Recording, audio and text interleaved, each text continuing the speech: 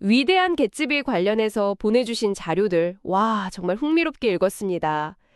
저희가 보통 학창 시절에 필독서로 읽고 비극적인 사랑 이야기나 아메리칸 드림의 몰락 이 정도로 기억하잖아요. 저도 그랬거든요. 그런데 이 자료들을 보니까 이건 그냥 개츠비라는 한 남자의 이야기가 아니구나. 19세기 20년대 미국 사회 전체가 뭐랄까 스스로에게 들려주던 어떤 거대한 성공신화 그 자체에 대한 이야기라는 생각이 들더라고요. 네, 맞아요. 개츠비라는 인물 자체가 그 시대의 공기를 마시고 또 그 시대가 들려주는 이야기를 먹고 자란 존재다. 이런 관점에서 보면 소설이 완전히 새롭게 보이죠? 네네. 보내주신 자료들이 바로 신역사주의라는 틀로 이 소설을 분석하고 있는데요. 말이 조금 어렵게 들릴 수 있는데 핵심은 아주 간단해요. 특정 인물이나 사건을 그 시대의 문화적 대본 안에서 이해하자 이런 거거든요. 문화적 대본이요? 그러니까 당시 사람들이 무의식적으로 성공하려면 이래야지. 이런 게 멋진 인생이야. 하고 따랐던 일종의 사회적인 누리나 유행 같은 걸 말씀하시는 거군요. 바로 그거예요. 자료에서는 이걸 자수성가 담론이라고 부르는데 여기서 담론이라는 게 바로 그 문화적 대본을 뜻하는 거죠. 가난했지만 이러이런 노력을 해서 결국 성공했다는 이야기가 막 신문, 잡지, 책, 강연을 통해서 사회 전체에 퍼져나갔던 거예요. 그래서 오늘 우리가 함께 파헤쳐볼 진짜 질문은 바로 이거예요. 개츠비가 그 성공의 대본을 그렇게 완벽하게 따라했다면 대체 왜 그의 삶은 그렇게 비극적으로 끝나야만 했을까? 혹시 그 대본 자체에 뭔가 치명적인 결함이 있었던 건 아닐까요? 와, 그렇게 질문을 던지니까 갑자기 추리소설처럼 흥미진진해지는데요? 좋습니다. 그럼 지금부터 이 자료들을 바탕으로 위대한 개츠비가 어떻게 19세기 20년대 미국의 자수성가 신화라는 대본을 완벽하게 연기하는 동시에 그 대본에 숨겨진 치명적인 모순까지 폭로하는지 한번 깊이 파고 들어가 보죠. 먼저 이 자수성가 담론이라는 게 구체적으로 어떤 내용이었는지부터 좀 짚어봐야 할 것 같아요. 요즘으로 치면 일종의 헛셀카처 같은 거였을까요? 막 새벽 5시에 일어나서 운동하고 성공한 사람들 명언 외치고 그런 거요? 아주 정확한 비유예요. 실제로 그랬습니다. 남북전쟁 이후부터 대공황 직전까지 미국은 그야말로 부의 시대였어요. 철도, 석유, 금융으로 엄청난 돈을 번 소위 벼락부자 등이 영웅처럼 떠올랐죠. 그리고 이 사람들의 성공담이 자기계발서나 전기 형태로 막 대량 생산되면서 하나의 공식처럼 굳어진 거예요. 가난한 시골 소년이라도 올바른 자질과 불굴의 의지만 있다면 누구나 성공할 수 있다. 이게 바로 시대의 주문이었던 거죠. 소설 속 개츠비의 어린 시절 계획표가 딱 그 주문의 화신 같더라고요. 보내주신 자료에도 그 부분이 강조되어 있던데 제가 다시 읽어봐도 정말 대단해요. 오전 6시 기상, 덤벨 운동 및 벽 오르기, 공부, 저녁 7시부터 9시까지 웅변술과 자세 연습, 유용한 발명품 구상. 와, 이건 거의 수도승의 생활 규율이잖아요. 그렇죠. 거의 패러디처럼 느껴질 정도로 철저하죠. 하지만 당시 사람들은 그걸 보고 감탄했을 거예요. 저래야 성공하는구나 하고요. 자료들이 지적하는 건 개츠비가 이 성공 교본의 조건을 하나하나 정말 충실하게 따르고 있다는 점이에요. 우선 출신부터가 그래요. 가난한 농부의 아들이라는 시골 출신. 이게 당시에는 성공에 아주 유리한 조건으로 여겨졌어요. 그건 좀 의외네요. 보통은 좋은 집안 배경이 유리하다고 생각하잖아요. 왜 시골 출신이 더 좋다고 본 거죠?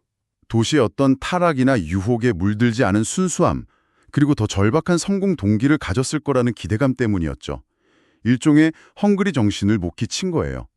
그렇군요. 개츠비 생활 태도도 완벽한 모범생이죠. 매일 밤 그렇게 화려한 파티를 열면서도 정작 자신은 술 한 방울 입에 대지 않잖아요. 맞아요, 맞아요. 건강한 신체, 절제력, 비속어로 쓰지 않는 세련된 말투.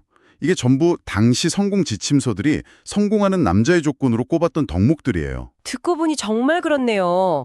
특히 그 상속받은 부에 안주하면서 무기력하게 사는 톰 뷰캐넌과 비교하면 개츠비의 목표의식이 더 뚜렷하게 보이고요. 맞아요. 그 대비가 아주 중요해요.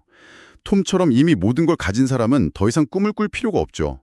반면 개츠비는 돈을 벌어야 한다는, 그리고 그걸 통해서 데이지의 사랑을 되찾아야 한다는 아주 강력한 동기가 있었어요. 네. 소설 속 다른 인물들, 예를 들어 자동차 정비공인 윌슨이 무기력하게 좌절하는 모습은 의지가 약한 자는 도태된다는 당시의 냉혹한 사회 분위기를 보여주는 장치이기도 하고요. 자료에서 언급된 호레이시오 엘저 소설의 주인공 같다는 비유가 확 와닿네요.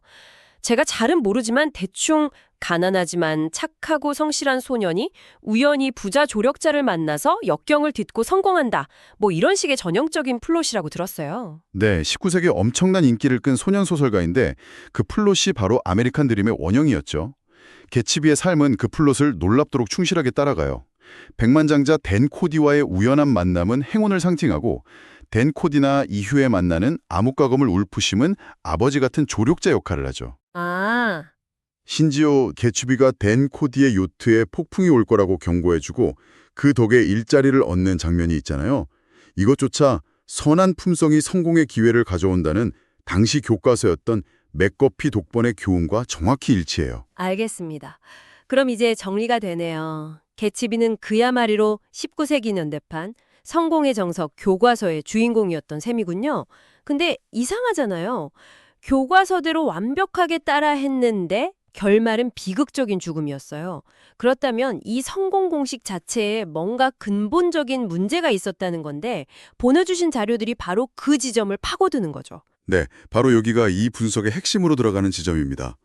이 소설이 위대한 이유는 단순히 성공 신화를 보여줘서가 아니라 그 신화의 가장 화려한 정점에서 그 안에 숨겨진 거대한 모순과 거짓을 폭로하기 때문이에요. 그리고 그 모순의 중심에는 역사를 지우려는 욕망이 자리 잡고 있습니다. 역사를 지우려는 욕망이요? 그게 무슨 뜻이죠? 자수성가 담론은 이렇게 말해요. 너의 출신이나 환경은 중요하지 않다. 오직 너의 노력과 의지만으로 성공할 수 있다. 이건 굉장히 희망적인 메시지처럼 들리죠. 네, 그렇죠. 하지만 그 이면에는 자신이 처한 시간, 장소, 계급 같은 구체적인 역사적 현실을 아예 없었던 일로 만들고 싶어하는 강한 욕망이 숨어 있어요. 성공신화는 개인의 의지를 찬양하는 동시에 그 의지를 가로막는 모든 현실적 제약들을 부정하게 만드는 거죠. 그래서 개츠비가 자신의 본명인 제임스 게츠랑 그 가난했던 과거를 그토록 필사적으로 숨기려 했던 거군요. 제이랑 개츠비라는 새로운 인물을 창조해서 마치 자신은 처음부터 부유한 명문가 출신이었던 것처럼 행동하잖아요. 바로 그거예요. 그런데 여기서 한 걸음 더 나아가야 해요. 네? 잠깐만요. 과거를 잊고 새 출발하고 싶다는 건 어찌 보면 자연스러운 마음 아닌가요? 그걸 역사를 부정하는 욕망이라고까지 부르는 건 좀 과한 해석일 수도 있잖아요? 맞아요. 저도 그 생각이 들었어요. 그냥 흑역사를 지우고 싶은 마음일 수도 있는데 말이죠. 좋은 지적이에요. 하지만 자료들이 말하는 건 이게 단순히 개인적인 컴플렉스를 넘어서는 문제라는 거예요. 개츠비가 지우고 싶었던 건 그냥 가난했던 기억이 아니라 사회 경제적 계급이라는 벗어날 수 없는 역사적 현실 그 자체였어요. 이건 단지 실제 백만장자들이 자서전에서 보였던 태도와 똑같아요. 그들은 자신의 성공이 오로지 자신의 천재적인 능력과 의지 덕분이라고 썼지, 운이 좋았다거나 시대적 상황이 유리했다거나 혹은 노동자들을 착취했다는 식의 사회 구조적 요인은 철저히 무시했거든요. 반대로 실패는 그건 오직 개인의 성격 탓, 의지 부족 탓으로 돌렸죠. 듣고 보니 섬뜩하네요. 모든 성공과 실패를 개인의 책임으로만 돌리는 것. 지금 우리 사회에도 너무나 익숙한 논리잖아요. 개츠비가 데이지에게 과거는 얼마든지 되돌릴 수 있어 라고 자신만만하게 말하는 장면도 이와 연결되는 거군요. 그 대사가 정말 인상 깊었는데 한편으로는 소름 끼치게 오만하다고 느꼈거든요. 그 대사가 바로 이 담론의 욕망이 가장 극적으로 폭발하는 부분이에요. 개츠비에게 데이지가 톰을 사랑했던 5년이라는 시간은 지워버려야 할 오점이자 역사적 현실이죠. 네네. 그는 그 현실을 부정하고 자신과 데이지의 사랑만이 시간을 초월한 유일한 진실이라고 믿어요. 과거를 자신의 의지대로 편집하고 지우고 반복할 수 있다는 그 믿음. 이게 바로 역사적 현실 자체를 거부하려는 자수성가 담론의 위험한 본질을 가장 잘 보여주는 장면입니다. 그리고 결국 그 믿음 때문에 그는 파멸하게 되죠. 와, 개츠비의 사랑이 단순히 낭만적인 집착이 아니라 시대를 지배했던 하나의 거대한 이데올로기가 개인에게 발현된 형태라고 보니 와, 완전히 다르게 해석되네요. 그런데 여기서 또 한 가지 보내주신 자료에서 제 무릎을 탁 치게 만든 부분이 있었어요. 우리가 개츠비를 낭만적으로 바라보는 그 시선 자체가 사실은 이 자수성가 담론이 작동하는 방식과 아주 비슷하다는 지적이요. 네, 그 부분이 정말 날카로운 분석이죠. 이것이 바로 역사를 지우는 또 다른 방식이거든요. 우리 대부분은 개츠비의 위대한 꿈과 순수한 사랑에 감탄하면서 그가 그 꿈을 이루기 위해 밀주 판매 같은 범죄를 저질렀다는 사실은 슬쩍 눈 감아주곤 하잖아요. 맞아요. 그래도 꿈이 위대했으니까 이러면서 합리화하죠. 바로 그 합리화의 메커니즘이 1920년대에도 똑같이 작동했다는 거예요. 당시 성공교본들은 정직, 근면 같은 도덕적 가치를 그토록 강조했지만 정작 현실의 백만장자들은 온갖 비윤리적이고 무자비한 방법으로 불을 쌓았어요. 독점, 담합, 정경유착, 성공신화의 이면에는 수많은 어두운 이야기들이 있었죠. 하지만 대중들은 그런 비도덕적인 면을 다른 이름으로 불렀군요. 자료를 보니까 강인함, 경쟁력, 적극성 같은 자본주의의 미덕으로 포장되었다고 나와 있더라고요. 그렇습니다.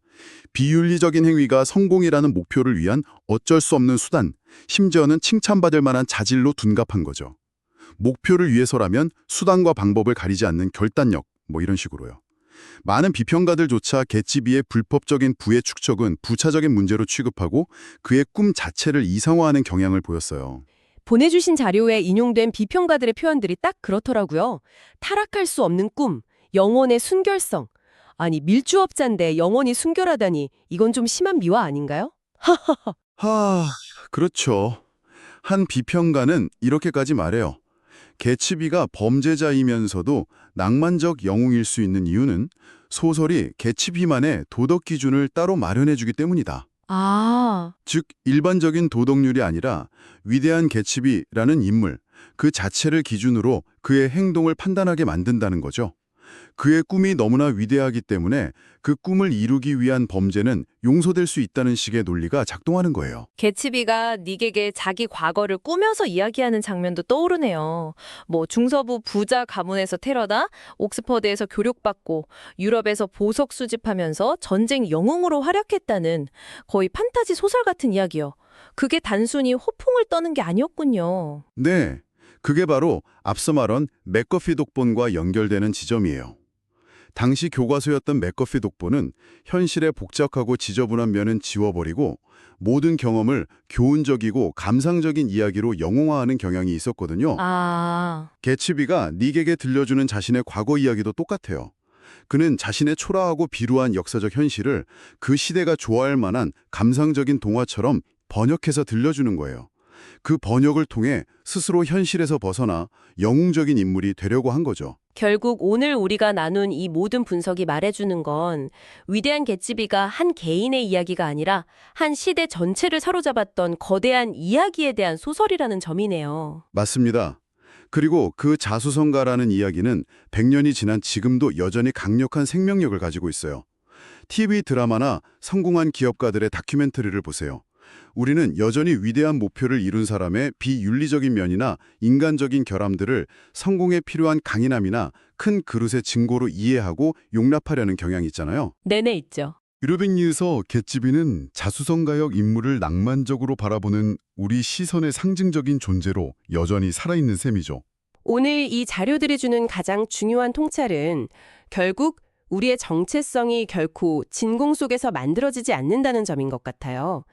제2개츠비는 제임스 게츠라는 한 개인이 무에서 창조한 인물이 아니라 당대의 지배적인 이야기, 즉 자수성가 신화라는 문화적 재료를 빌려와서 자기 자신을 빚어낸 존재였던 거네요. 그리고 그 사실은 우리 모두에게도 똑같이 적용돼요. 이 소설은 그 시대의 이야기들이 어떻게 순환하면서 우리 각자에게 영향을 미치는지 정말 잘 보여주는 사례거든요. 우리의 개별적인 정체성, 우리가 나라고 믿는 것의 상당 부분 역시 우리가 속한 문화와 시대를 노도는 그 이야기들에 크게 비치고 있다는 거죠. 내가 나 자신을 어떻게 생각하고 무엇을 꿈꾸고 어떤 행동을 하는지가 온전히 나만의 것이 아닐 수도 있다는 이야기로 들리네요. 그렇죠. 우리는 저마다 다른 이야기에 다른 방식으로 기대어 살아가겠지만 결국 각자의 정체성을 형성하고 서로를 연결하는 건 우리가 속한 문화 속을 순환하는 그 이야기들이에요. 그리고 그 과정은 일방적이지 않아요. 우리의 정체성은 문화에 의해 형성되는 동시에 우리의 선택과 행동을 통해 그 문화를 다시 만들어 나가는 아주 역동적인 관계 속에 놓여 있죠. 그러고 보니 한 가지 질문이 남네요. 1920년대의 개츠비가 자수성과 담론이라는 거대한 이야기의 산물이었다면 21세기를 살아가는 우리의 정체성을 형성하는 지배적인 이야기는 과연 무엇일까요? 우리는 지금 어떤 이야기들을 재료 삼아 스스로를 만들어가고 있는 걸까요?